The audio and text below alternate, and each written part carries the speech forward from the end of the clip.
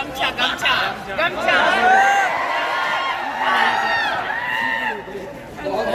तो नमस्कार, अभी मैं हूं बापू सभागार में और आज देश के जो प्रचलित प्रख्यात शिक्षक हैं अवध ओझा, इनका सेमिनार होने वाला है इसी बापू सभागार में।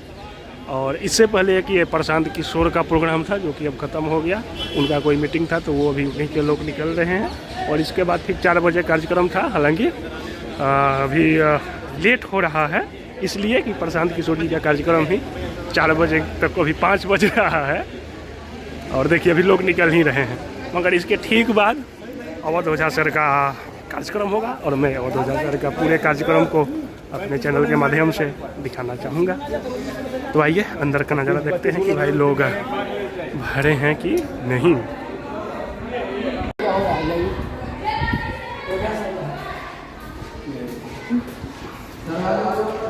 तो ये रहा अंदर का नज़ारा, हालांकि अभी भीड़ है नहीं क्योंकि कार्यक्रम एक बार और 25 तारीख को प्रस्तावित था, 25 अगस्त शायद, तो उस फिर डेट को बढ़ाकर 1 सितंबर किया गया।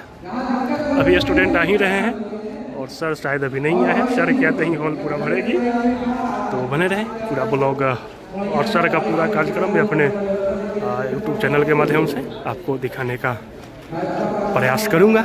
जो लोग मेरे चैनल पर नए हैं, सब्सक्राइब नहीं किया है तो प्लीज़ सब्सक्राइब करें, क्योंकि आपका सब्सक्राइब करना ही मेरा रिवार्ड और प्राइज़ है। तो ये हम लोग के सर अभी पटना गए और अभी प्रेस कॉन्फ्रेंस करेंगे, फिर उसके बाद हम मीटिंग हॉल में जाएंगे।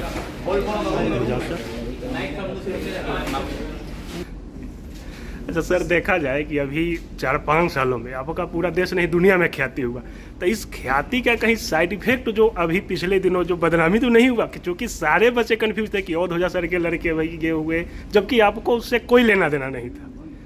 जब आप हिमालय पे चढ़ेंगे तो आपको साइक्लोन का सामना करना पड़ेगा।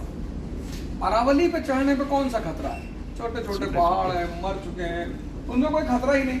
लेकिन जो भी माउंट एवरेस्ट की 8,848 फीट की ऊंचाई पर चढ़कर दर्शन करने का प्रयास करेगा, उसको साइक्लोनों से गुजरना पड़ेगा, और हम गुजरते हैं। इस घटना के बाद सर आपको लगा कि बड़ा नाम हमारा है इसलिए हमको बदनाम किया जा रहा है? नियम ही है, बदनाम क्या मतलब, मुझे लगता है शायद छात्रों की एक अपेक्षा भी थी कि हमारे सर हैं, टीचर हैं तो आएंगे, तो उनकी भी अपेक्षा थी। वो बदनामी वाली बात नहीं, कुछ तो उनका दुख भी था, क्रोध भी था, सिर्फ बदनामी ही नहीं थी, कुछ दुख और क्रोध भी था। यूपीएससी सफल होने के लिए क्या कुछ जरूरत होता है सर? 4 चीज, अगर वो आईएएस की परीक्षा दे रहा तो उसे 4 चीजों की जरूरत पड़ती है। आज मैं उसी पर चर्चा करूंगा। एक तो अवेयरनेस की जरूरत पड़ती है, दूसरा उसको समझ अंडरस्टैंडिंग की जरूरत पड़ती है, दूसरा उसकी तीसरी उसकी सबसे इंपॉर्टेंट चीज है कि उसकी जो अवलोकन करने की क्षमता, ऑब्जर्वेशन क्षमता, वो बहुत अच्छी होनी चाहिए। और चौथी चीज साधना। अगर ये 4 चीज किसी के पास है तो उसको सफलता मिलेगी।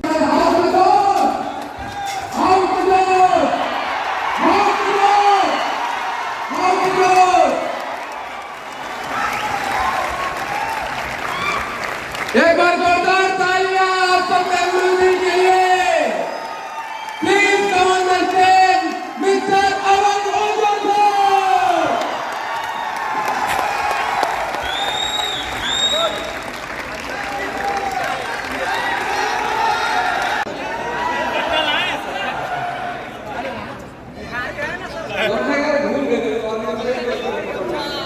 गमछा गमछा गमछा।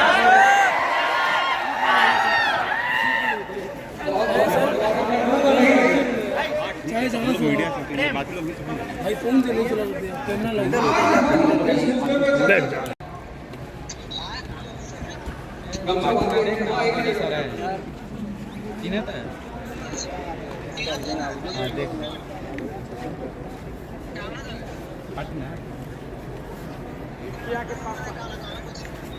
बाबू साहब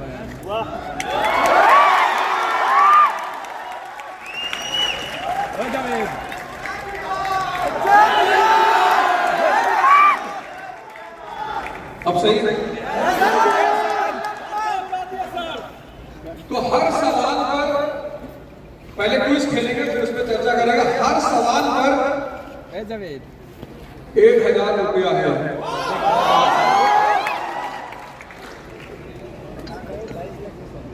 लेकिन जो हारेगा वो 5,000 देगा।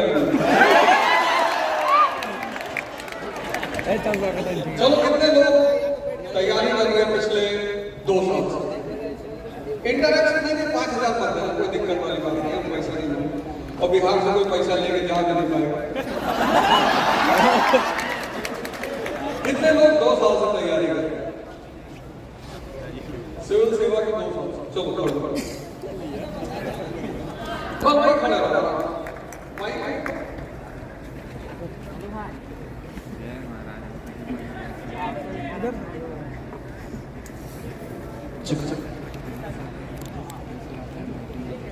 यहाँ एक वॉलंटियर आ जाएगा।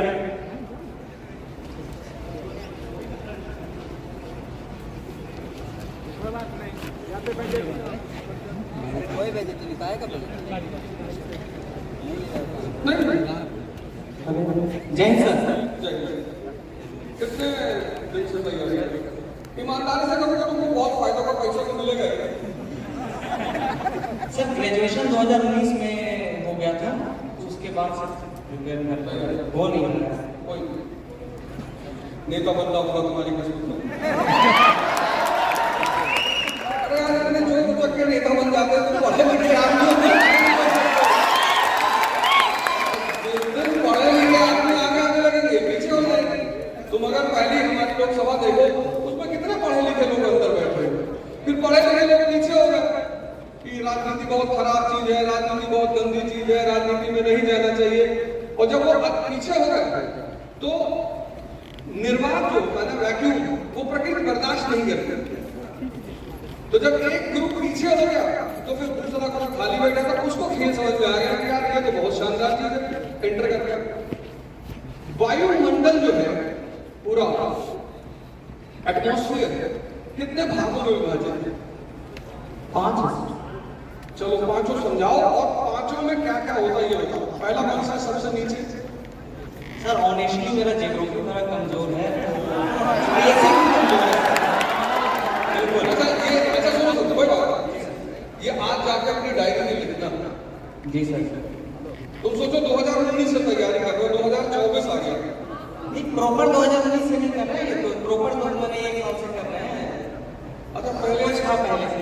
ये सब हर जगह नहीं चलेगा कि प्रॉपर शादी नहीं किए थे, पहले देख रहे थे। जब अच्छा कहाँ पे तुम्हारी तैयारी किस विषय में सबसे अच्छी? Political science. Political science. Polity की पॉलिटिकल साइंस तुम्हारा option political science. Political science. Karl Marx कहता है जी कि कमजोरी शोषण का सबसे महत्वपूर्ण कारण है। कैसे? 1-2 लाइन में बताना। क्वेश्चन सर एक कमजोरी, weakness is the root cause of exploitation. कमजोरी जो है वो शोषण का सबसे महत्वपूर्ण कारण है। सर इसका आंसर तो आपसे ही सुना है कई बार। जंगल का नियम है, कमजोर रहोगे तो शोषण होगा। कार्ल मार्क्स का बताओ, कार्ल मार्क्स का बताओ। मेरे को बताओ, कार्ल मार्क्स का बताओ। अगर मैं कहता कार्ल मार्क्स का बताओ। अगर ये क्वेश्चन ऐसा होता कि अवधोजा ने कहा तब ये आंसर शुरू करना। जनरली बता सकते सर। जनरली क्यों बताओगे? अब देखो यहाँ जितने लोग तैयारी कर रहे हो, क्या नाम है तुम्हारा? अभिषेक कुमार। माइक लेना मुझे।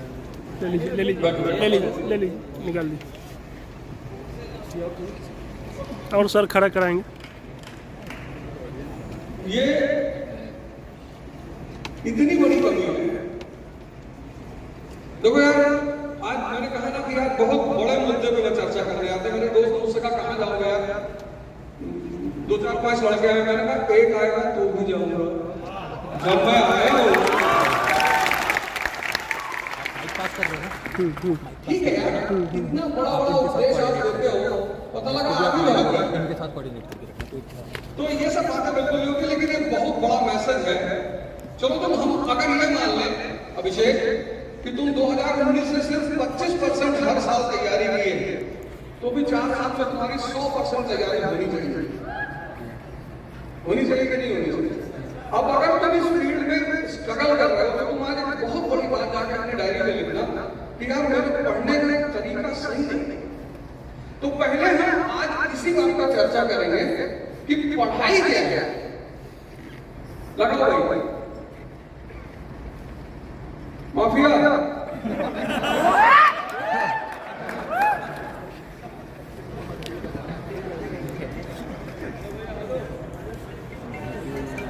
पहले हम इस पर चर्चा करेंगे कि पढ़ाई क्या है, और फिर दूसरे विषय पे चर्चा करेंगे कि तैयारी क्या है, और दोनों में कोई समझौता नहीं है। कोई सबसे ज्यादा मेहनत अगर आईएएस की परीक्षा में कोई करता है तो पूर्वांचल और बिहार का लोग करता है, सबसे ज्यादा, और सबसे ज्यादा स्ट्रगल के साथ तैयारी करता है।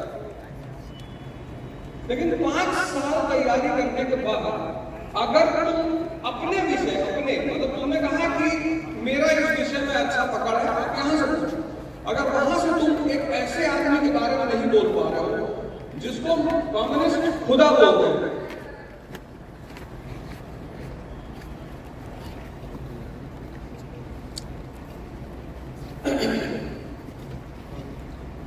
कोई कोऑर्डिनेशन नहीं है।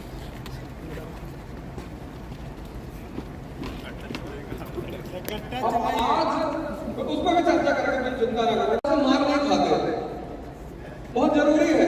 तुमको लगता होगा कि ये जीवन का इस पक्ष पर चर्चा नहीं होनी चाहिए, एकदम होनी चाहिए। जिसको शास्त्र के साथ शस्त्र चलाता नहीं आता ना, वो दौड़ाकर सड़क पर मारा ही जाएगा। सिर्फ राधे राधे कहने के लिए पैदा हुए हो या भगवान को फॉलो करने के लिए हमें पैदा हो, लेकिन शस्त्र का इस्तेमाल सिर्फ शिशुपाल के लिए होना चाहिए, ही नहीं जिसको देखे उसको तो लगा दिए, तब तो कानून कार्रवाई करेगा ही करेगा। तो ये कोई बड़ी बात नहीं है और इससे विचलित होने की जरूरत भी नहीं। मैंने इतनी बार किताबों की बात की, जैसे आचार्य रजनीश कहते हैं कि मैंने दादू पर चर्चा की, महावीर पे चर्चा की, कबीर पे चर्चा की, रैदास पे चर्चा की, मीरा पे चर्चा की, उस पर मुझसे किसी ने कोई सवाल नहीं किया। लेकिन मैंने जब संभोग से समाधि पे चर्चा की तो पूरा देश खड़ा हो, गंदी बात सिखा रहा, गंदी बात करने के लिए मरे जा रहा।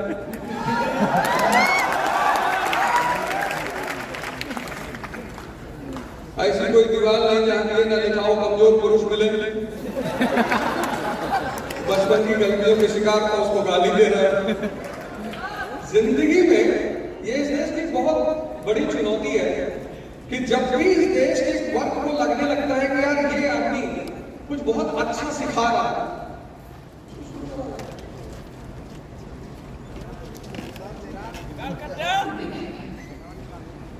तो अब तुम कायदे से पढ़ोगे, अगर ढंग से पढ़ोगे तो जिस भी क्लास में बैठोगे वहां सवाल करोगे, और अगर तुम सवाल करना सीख गए तो बहुत सारे टीचर पढ़ाना छोड़ देंगे। तुम्हारी सबसे बड़ी कमी क्या है? तुम क्लास में बैठे हो और साल में तो 1200 लोगों का बैच पढ़ाता था एक साथ, और पूरी 2.5 घंटे की क्लास में बताऊंगा। मैं जो तुम्हें सिखाना चाहता हूं, जिस दिन तुम पढ़कर क्वेश्चन करने लगोगे, जिंदा दिमाग की का सबसे बड़ा लक्षण क्या है कि तुम्हें किसी चीज पे संदेह होता है कि ये कैसे हो गया यार, साइमन कमीशन तो 1929 में आना था, 1927 में कैसे आ गया?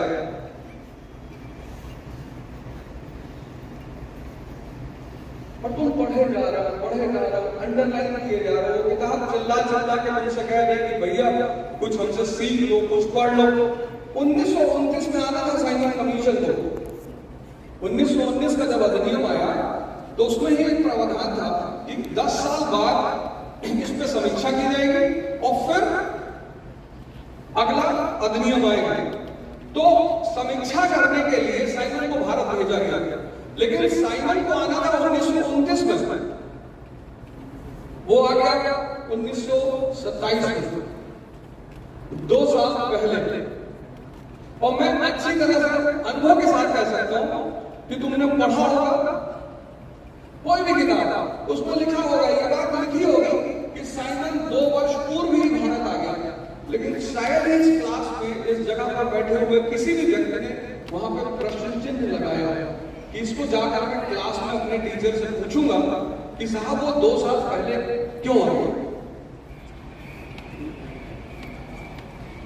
अभी एक न्यूज इंडिया का चैनल है, तो वो मेरा परसों 3-4 दिन पहले इंटरव्यू ले रहे थे, तो उन्होंने कहा कि आपकी पढ़ाने की शैली बहुत अच्छी है। मैंने कहा क्वेश्चन गलत है।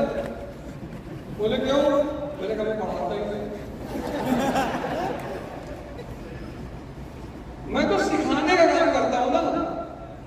जो सीखने की कला है, तुमको तो लोगों ने कह दिया कि अब तो उधर से जाके कट्टे की बात करना।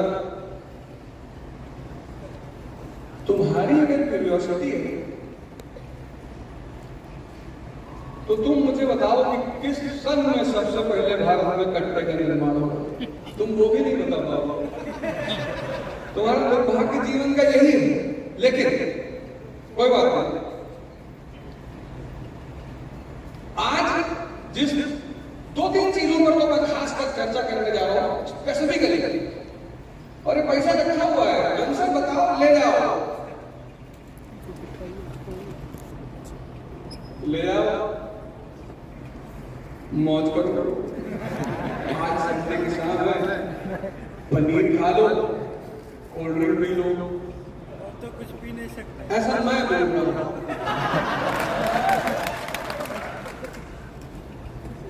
किसको लगता है कि इकोनॉमिक सब्जेक्ट पर उसमें बहुत अच्छी पकड़ है?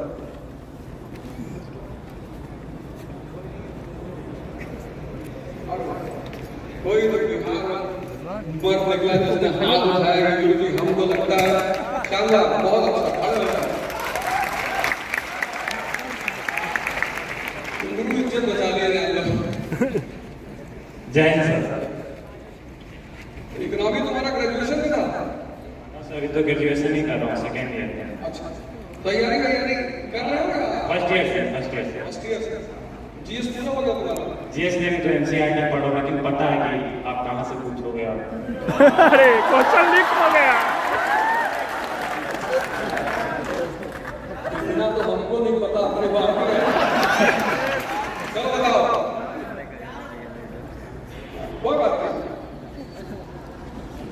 भारत के पड़ोसी मुल्कों में सबसे कम जीडीपी किस मुल्क की? पाकिस्तान। पाकिस्तान।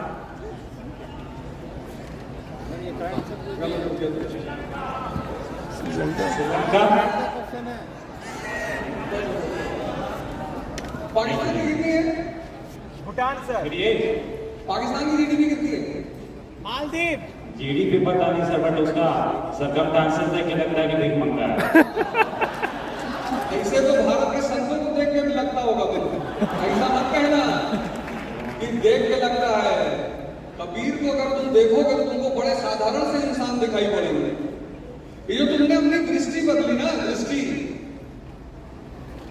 कहीं मेज में तुम मार खा जाते, लिखते सर्कमस्टेंस देख के लगता है कि पाकिस्तान महंगा होगा, तो तुम्हारी कॉपी में लिख देना कि दोबारा इसको मेज न देने दिया जाए किसी भी कीमत पे। चलो मैं तुमको एक मौका और देता हूं कि तुम कुछ पैसा जीत जाओ। ज्योग्राफी से कुछ पूछ लो सर, अभी वो पूछे थे सर, हमको पता है। सबसे कम जीडीपी तुवालू का है सर।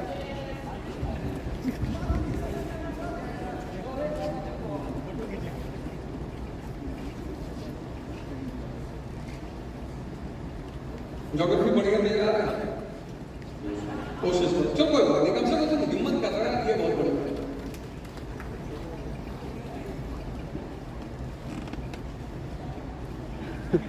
सबकी सांस रुकी हुई है कि यार पैसा जीत जाए तो बाहर छीन लेगा तुम लोग का।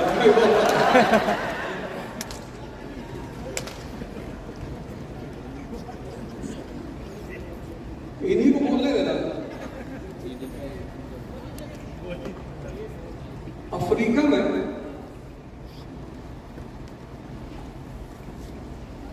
कितने प्रकार का क्लाइमेट है? 6 5 अरे यार, लेकिन तुम्हारी हिम्मत की बता देता हूं और तुम एक गिफ्ट ले जाओ मुझे। आओ आओ आओ, कोई बात नहीं, आ जाओ भाई। पैसा तो जीतने वाले को ही मिलेगा ना। ये तुम्हारा कंसोलेशन प्राइज है कि भाई शानदार से फोटो खींचो बेहतरीन से, कम से कम इतनी कम उम्र होकर खतरा ले रहे हो।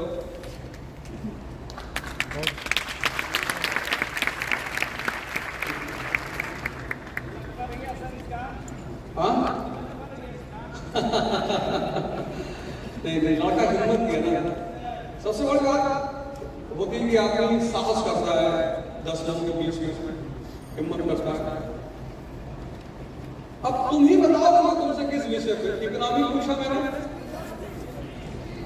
हिस्ट्री, ना जीत पाओगे हिस्ट्री में।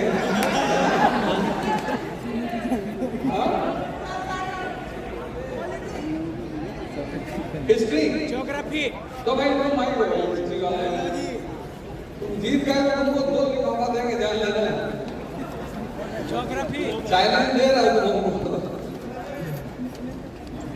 पीछे पीछे वो लड़का बैठा है, सबसे पीछे, सब अच्छी बात है।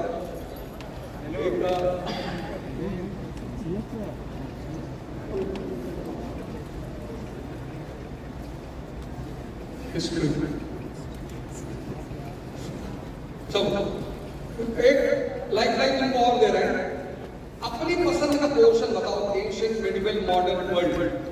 सर मेरा ऑनर सब्जेक्ट एंशिएंट है, तो आप एंशिएंट से पूछिए। अशोक का धम्म का नाम सुना? हाँ हम्म? हाँ हाँ। उसमें सारवृद्धि क्या है?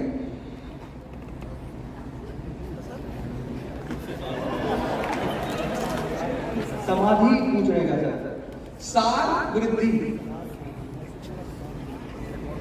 याद नहीं आ रहा। चलो एंशिएंट में किस भाग में तुमको ज्यादा पकड़ है? एंशिएंट में सर फैक्चुअल थोड़ा याद नहीं है अच्छे से। किस जैसे इंदस है, नॉर्थ इंडिया का पॉलिटिकल कंडीशन फर्स्ट ईयर में पढ़े हैं, तो फैक्चुअल उतना याद नहीं है। कोई नहीं ऑब्जर्व किए बहुत कुछ, तो आप मुझसे नहीं मैं तुमसे ये पूछ रहा हूँ कि जैसे इंदस वैली है ना, ताम्र पाषाण युग है, पाषाण युग है, फिर वैदिक काल है, फिर बुद्ध काल है, तो ऐसा कौन सा काल है जिसमें तुम्हें बहुत ज्यादा पकड़ है? महाजनपदार्थ से स्टार्ट करते। महाजनपद, चलो महाजनपद से। बुद्ध का मतलब क्या होता है? बुद्ध सर बुद्ध धर्म था, बौद्ध मतलब बताओ। सर बुद्ध मतलब संत हो सकता है, संत या देखो एक बात यही मैं तुमसे कहता हूं कि देखो तुम ही, मैं अपनी तरफ से कुछ भी नहीं पूछ रहा हूं, ना मैं प्रश्न तैयार करके आया हूं, ना मैं कुछ विशेष, तुम ही से पूछ रहा हूं। और इस स्ट्रेटेजी से अगर पढ़ोगे तो यार बहुत परेशान हो जाओगे। तो आज मैं तुम्हें पढ़ाई और तैयारी में तो मतलब प्रज्ञावान, आज जाना आर एस शर्मा की एनसीईआरटी खोल लो, आर एस शर्मा की एनसीईआरटी, उसमें वो जो चैप्टर है 8, 9, 10, 10वां जो चैप्टर है 10, उसका पहला ही पेज जो है, पहला उसका तीसरे का चौथा पर लिखा हुआ है, सीधे एक लाइन लिखी हुई है, बुद्ध अर्थात प्रज्ञावान, प्रज्ञा जिसकी चेतना जागृत है, प्रज्ञावान। यार तुम बहुत मेहनत कर रहे हो पता है, पर तुम्हारा जो अप्रोच है पढ़ाई का बहुत गलत है, और गलत अप्रोच के साथ तुम जीतोगे नहीं, मेहनत चाहे जितना करो। इसीलिए तुम देखो मजदूर को जीवन में कितना मेहनत करता है, कितनी कहावतें हैं, मेहनत करने से आपको कुछ भी कर सकता है, ऐसा नहीं है। मजदूर इतनी मेहनत करता है, पर शायद ही कोई हो जो खुश हो अपनी जीवन से, शायद एक आध हो सकते हैं अपवाद स्वरूप, लेकिन शायद कुछ तो अमीर भी नहीं है। लेकिन ये जो बात कही जाती है कि मेहनत करके कुछ भी हासिल हो सकता है, ऐसा नहीं है, तो फिर करना क्या है? चलो शुरू करो। एजुकेशन एंड इट्स इंपॉर्टेंस, पढ़ाई और उसका महत्व। पहले चरण में देखते हैं पढ़ाई क्या होता है। फर्स्ट पेज,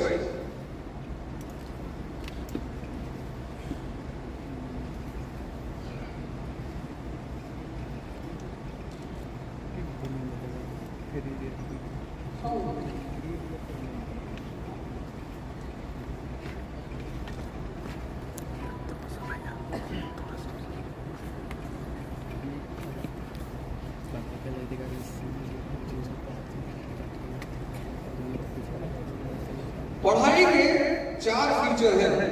ये पहला आपके सामने आ गया कि जो भी आप पढ़ते हो अगर आप उसको अपने जीवन में अप्लाई नहीं कर पाते तो समझ लो आपने पढ़ा ही नहीं। एग्जाम्पल,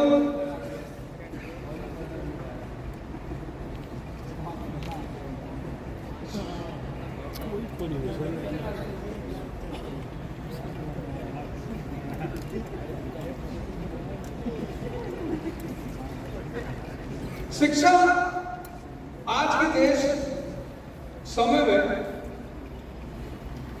सिर्फ और सिर्फ, ऐसा लोग कहते हैं कि पढ़ाई का मतलब सिर्फ नौकरी पाना, बिल्कुल नहीं। बहुत प्यारी चीज है पढ़ना।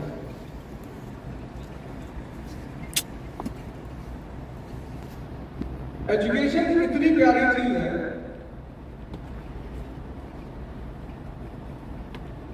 उसके बारे में हमारे एक दोस्त है, उनके पास बहुत पैसा है, ज्यादा नहीं है, 3-4 हजार करोड़ है, और उसी में बहुत खुश रहते हैं। तो एक बार हमसे कहे कि तुम इतना पढ़ाते लिखाते हो, हम तुमसे कितनी बार कहे कि एंटरप्रेन्योरशिप में आ जाओ, बिजनेस, और हम बताएंगे तुमको बिजनेस कैसे होता है और तुम बहुत पैसा कमा सकते हो। मैंने कहा अच्छा, बड़ी अच्छी बात, तुम्हारे पास पैसा ही तो है। हाँ, हम बोला अगर हम तुमको सटा दे तो तुम्हारा सारा पैसा हमारे पास चला है। बोले यही बदमाशी की बात करते हो, यही एक बात जानते हो, अपराध की बात, बदमाशी की बात। मैंने कहा नेसेसिटी है, कंपल्शन है, मैंडेटरी है। पत्र लिखता है ब्रिटेन के पार्लियामेंट को कि कोई नहीं आएगा। बोले कोई आएगा ही नहीं। इस देश का आदमी जानता ही नहीं स्वराज, स्वाधीनता, इंडिपेंडेंस, लिबर्टी। तो बोले चिंता की कोई बात नहीं, कोई आएगा नहीं। लेकिन इस आदमी ने एक ऐसा सूत्र लगाया, पहला काम देखो, स्वराज इन 1 ईयर। जनता को क्या चाहिए? स्टंट चाहिए। गांधी जी को बहुत अच्छा पता था कि जो आदमी डायरार्की में हमको अधिकार नहीं दे रहा है, वो 1 साल में स्वराज दे देगा नहीं। लेकिन उन्हें जनता की साइकोलॉजी पता है। दूसरा पॉइंट सबसे बेहतरीन पॉइंट, दूसरा पॉइंट लिखा हुआ है, इसी ने ये बॉयकॉट इन गांधी स्टाइल के नीचे का जो पॉइंट है, personal issue on national platform. वो कहावत है ना, there are no permanent friends, no permanent enemies, only permanent interest. कोई भी व्यक्ति आपसे तभी जुड़ेगा जब उसका इंटरेस्ट आपसे जुड़ेगा। और गांधी जी को पता है राष्ट्र है ही नहीं, तो उन्होंने पता क्या किया? क्षेत्रीय मुद्दे उठाए। पंजाब में मुद्दा क्या बना? अकाली दल, अकाली आंदोलन। अब पंजाबी लड़ेगा अपने मुद्दे पे, लेकिन प्लेटफॉर्म कौन सा होगा? नेशनल। आज अगर तुम किसी को अपने साथ जोड़ना चाहते हो, तुम्हें कुछ नहीं करना है, बस इस असहयोग आंदोलन को पढ़ के समझना है कि किसी को भी अगर अपने साथ जोड़ना है तो उसके हित को भी अपने साथ जोड़ना है। पंजाब में मुद्दा क्या है? अकाली। यूपी में मुद्दा क्या है? एका आंदोलन। असम में मुद्दा क्या है? कुली आंदोलन। वो जो चाय बागान के मजदूर होते थे वो बहुत शोषण का शिकार था।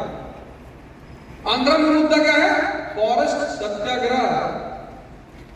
देखो क्या सूत्र लिखा हुआ है। ये शिक्षा का,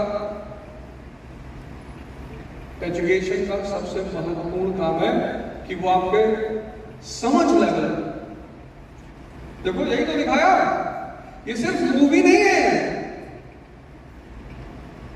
तुमने तो मूवी देखा है, एंटरटेनमेंट किया, ये सीन तुमने नहीं देखी। क्या एप्लीकेशन है? पढ़ा लिखा आपने, इंजीनियर है, इंजीनियर बनने आया है। ये पहला इंपॉर्टेंस है एजुकेशन कि तुम जो भी पढ़ते हो उसको तुम अप्लाई कर सकते हो। Next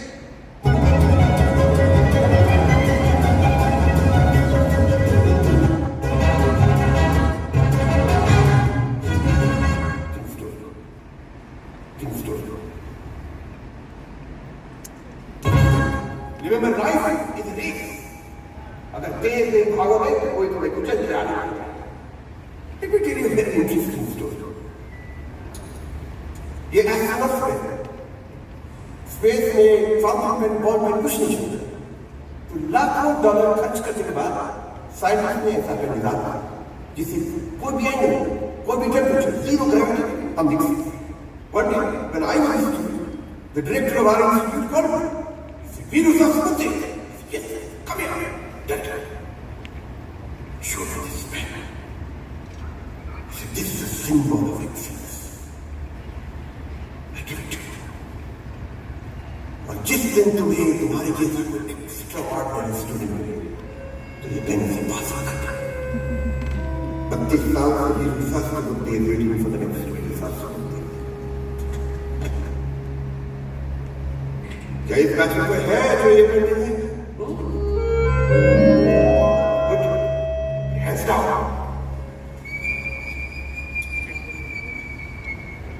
Notice what? I said, put down your hands. Sir मेरा एक सवाल है सर स्पेस में फाउंटेन पेन बॉल पे चलता नहीं तो एस्ट्रोनॉट्स ने पेंसिल का इस्तेमाल क्यों नहीं किया? लाखों डॉलर बचा था।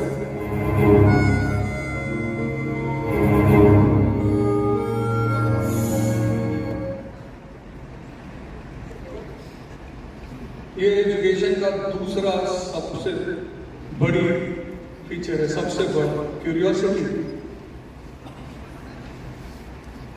तुम ऐसे ही पढ़ रहा है, क्या इकोनॉमी, क्या पॉलिटी, क्या ज्योग्राफी। अगर तुम सिर्फ एनसीईआरटी 6 की पढ़ लिए होते ना, 6 की, उसका छठवां चैप्टर का अगर तुम सिर्फ क्लाइमेट हेडिंग पढ़े होते कायदे से, पता उसमें पहली लाइन क्लाइमेट के नीचे क्या लिखी है कि अफ्रीका 37 डिग्री नॉर्थ और 34 डिग्री साउथ ट्रॉपिक्स के बीच में स्थित है। 6 की एनसीईआरटी, अच्छा 6, ज्यादा बड़ी की तो मैं बात ही नहीं कर रहा हूं। अगर तुम वो हेडिंग पढ़ ली होते क्लास 6 की जो एनसीईआरटी है लैंड एंड पीपल पुरानी वाली, तुम सिर्फ उसको पढ़े होते, पहली लाइन आज जाना चेक करना, आज जाना चेक करना। 4 तरह के क्लाइमेट है, 4,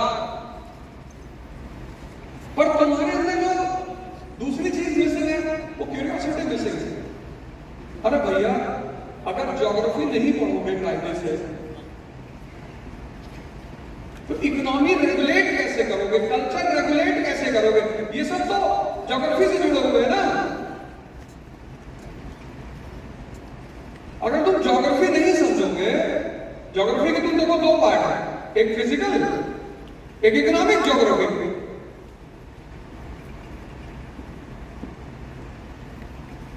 सहारा में जाके टाई की दुकान खोलोगे, क्यूरियोसिटी कि ज्योग्राफी क्यों पढ़नी है, क्या मेरे जीवन में और एज एन आईएएस एस्पिरेंट इसका क्या रोल है। ये रूस और यूक्रेन की जो लड़ाई चल रही है सिर्फ ज्योग्राफी की वजह से चल रही है। ये अफगानिस्तान जो बर्बाद हो गया वो सिर्फ ज्योग्राफी की वजह से बर्बाद हुआ है। ये चीन ने जो तिब्बत पे कब्जा कर रखा है, ज्योग्राफी।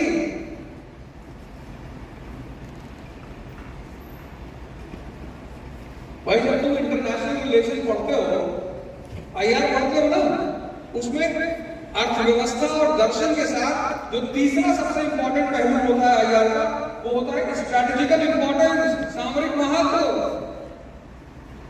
जो भी अफगानिस्तान में बैठेगा उसका पहला दरवाजा चीन में खुलेगा, दूसरा पाकिस्तान में खुलेगा, तीसरा ईरान में खुलेगा, चौथा रशिया में खुलेगा, चौराहा है वो एशिया में।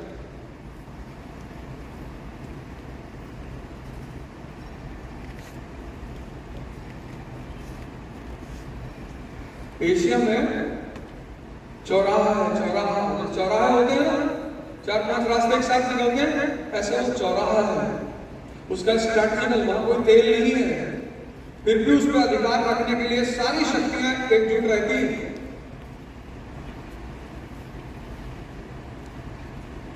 तो तुम अगर ज्योग्राफी पढ़ रहे हो तो पहले ये तो देखो यार कि 2 पार्ट में बांट दिया, एक फिजिकल पार्ट में बांट दिया, एक इकोनॉमिक पार्ट में बांट दिया। तो क्यों बांट दिया, क्या वजह है? तो तुम जब पढ़ते हो और क्लास में जाते हो, इसीलिए तुमको बताया जाता है, जहां भी जाता हो अक्सर 2-4-5 लोग क्लास में खड़े होते हैं, पता नहीं कोई भेजता है या जो भी है, पर सब कुछ कर सकते हो, मेरा मन तो नहीं तोड़ सकते, डिमोरलाइज नहीं कर सकते हो। तो यही तो एक चीज जीवन में पाई है।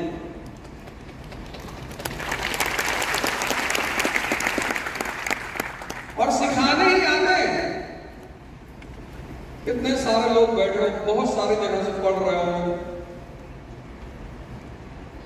उनके पढ़ाने में गलती नहीं होगी जिनसे पढ़ रहे हो, तुम्हारे पढ़ने में गलती है। जो भी टीचर क्लास में पढ़ाता है अच्छा ही होता है। ऐसा होता ही नहीं कि कोई टीचर क्लास के अंदर पहुंच जाए बिना पढ़े लिखे, सवाल ही नहीं।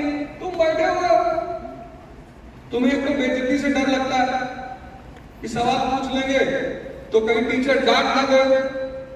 हमको नहीं डांटा 10th के बाद, हम बोले गुरुजी तुम मत डांटना, गलती की है कोई बात नहीं, मान लो, इमेज बनाने के चक्कर में मत डांटना गुरुजी। होमवर्क करके नहीं आया, मन नहीं था गुरुजी, नहीं दिए, फेल हो रहे हो, हमारा बाप पढ़ा रहा है, तुम लोग को काहे चलता है?